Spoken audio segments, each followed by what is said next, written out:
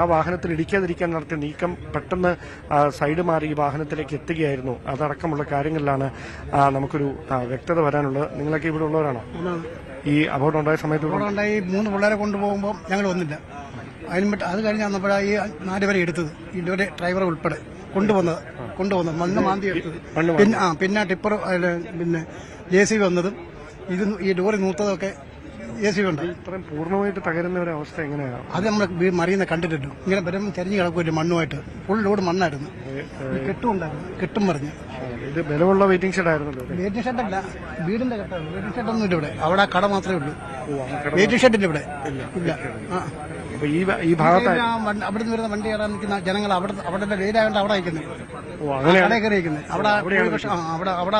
അവിടെ ഇന്നൊരഞ്ഞ് മറിഞ്ഞത് അതിന്റെ ഈ മതിൽക്കെട്ടടക്കം മറിഞ്ഞത്.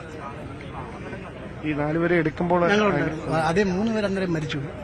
ഒരു സ്കൂള് ക്ലീനറും ഡ്രൈവറും ജീവനുണ്ടായിരുന്നു ഞങ്ങളുടെ വരുമ്പോൾ. ഞങ്ങളുടെ നോക്കാൻ ഡ്രൈവർ പിന്നെ ഫയർഫോഴ്സ് വന്നാൽ കട്ട് ചെയ്തെടുത്തുകൊണ്ട് പോകുന്നത്. അന്നേരം ജീവനുണ്ടായിരുന്നു. ഇന്നത്തെ കാര്യം അറിയുന്നില്ല. എന്തായാലും കൊട്ടാരക്കര താലൂക്ക് ആശുപത്രിയിലേക്ക് അടക്കമാണ് പരിക്കേറ്റവരെ മാറ്റിയിരിക്കുന്നത്. അവരുടെ ആരോഗ്യനില സംബന്ധിച്ച കൂടുതൽ വിശദാംശങ്ങളൊക്കെ ലഭ്യമാക്കേണ്ടതുണ്ട്.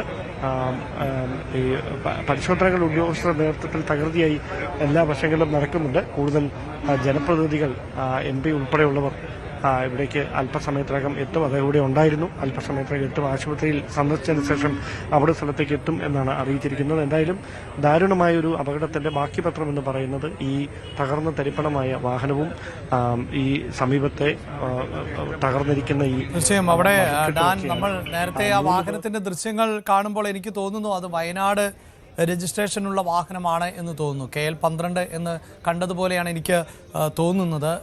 ഇത്തരം ഈ ഒരു അവിടെ ആ പ്രദേശവാസി സൂചിപ്പിച്ചു അതൊരു വെയിറ്റിംഗ് ഷെഡ് ആയിരുന്നില്ല, മറിച്ച് അതൊരു ബസ് സ്റ്റോപ്പാണ്. അത് ഒരു വീടിനോട് ചേർന്നുള്ള ഭാഗം അല്ലേ, അങ്ങനെയാണ് പറയുന്നത്. KL12 തന്നെയാണ് വാഹനത്തിൻ്റെ നമ്പറായി നമുക്ക് കാണാൻ സാധിക്കുന്നത്. അപ്പോൾ വയനാട് രജിസ്ട്രേഷൻ കരുനാഗപ്പള്ളിയാണ് എന്ന തരത്തിലുമൊക്കെ പറയുന്നുണ്ട്. KL12 ആണ് നമുക്ക് കാണാൻ സാധിക്കുന്നതും.